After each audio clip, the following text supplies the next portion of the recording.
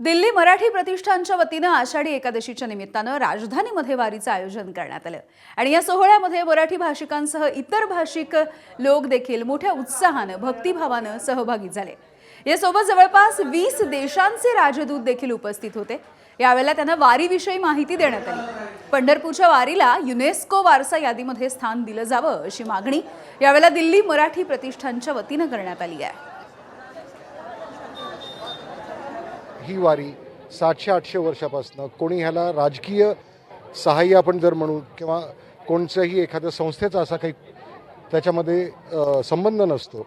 लोक मदत करतात तो भाग वेगळा, तो सेवाचा भाव झाला किंवा मदत करतात, पण लोक उत्स्फूर्त स्वतःच्या ह्यानी येतात आणि त्याच्यामध्ये भाग घेतात।